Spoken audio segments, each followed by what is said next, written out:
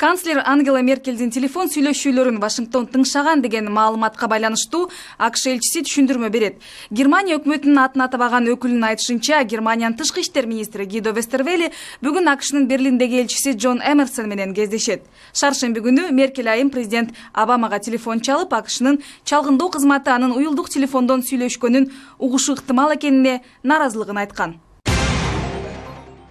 Кыргызстандын Кант авиабазасына Орусиянын Су-27 тибиндеги 6 истребители учуп келди. Орусиянын коргоо министрлигинин басма сөз башкармасынын өкүлү Игорь Климов Интерфакска берген маегинде согуштук учактар 27 октябрда болчу Кант авиабазасынын 10 жылдыгына арналган салтанатка катышаарын билдирди. Тажикстанда диний ишкер Асадулло Ибрахимов 7 жылга кесилди жана мындан ары диний ишмердүүлүк менен алектенүүгө тыюу салынды. Жакында социалдык түйүндөрдө видео тасма тарап, анда динаятчы бир аялды кабыл алып, аны дарылоонун ыкмасы катары сексуалдык мүнөздөгү ыплас иштерге барганы көргөзүлгөн.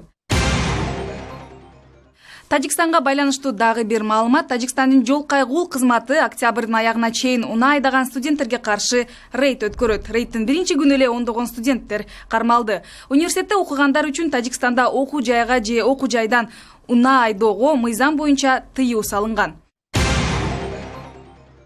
Ал эми Беларуста 2 жолу мас абалында кармалган айдоочу автомобилинен айрылат. 24 октябрда күчүнө кирген мыйзамды Беларусь парламенти июнда кабыл алган. Москвада чет элдик адабият китапканасынын алдында Чыңгыз Айтматовдун айкели ачылды. Атактуу кыргыз жазуучусунун айкелинин ачылышына маданият министри Султан Раев, эл жазуучусу Казат Акматов, режиссер Болот Шамшиев, жазуучунун карындашы Роза Айтматова, Орусия жана КМШ өлкөлөрүнүн чыгармачыл өкүлдөрү катышууда. Толугураак репортажды кийинки чыгарылыштан көрө аласыз. Эми жергиликтүү кабарлардан. Жалал Абадта 2 күндөн бери газ жок. Аймактагы кабарчыбыз Ырыспай Абдраимов анын себебин билген. Жарылыш газынын берилбеген себеби шаардагы бир нече көчөлөрдө жарылыш газынын түтүктөрүнүн оңдоо иштерине байланыштуу болуп жатат.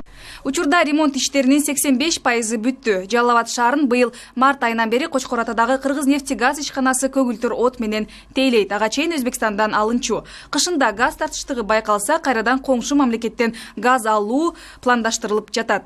Азаттыктын жаңылыктарын толугураак Азаттык ЧКТ сайтынан окуй аласыз. Биз менен Facebook, Twitter аркылуу байланышып, кызыктуу видеолорду YouTube'дан көрүңүз. YouTube'дагы каналыбыздын аты Азаттык Медиа. Телефон аркылуу Моби Чекит Азаттык ЧКТ дарегинен тапсаңыз болот. Биздин жаңылыктарды Сентябрь телеканалынан көрүп турууну унутпаңыз.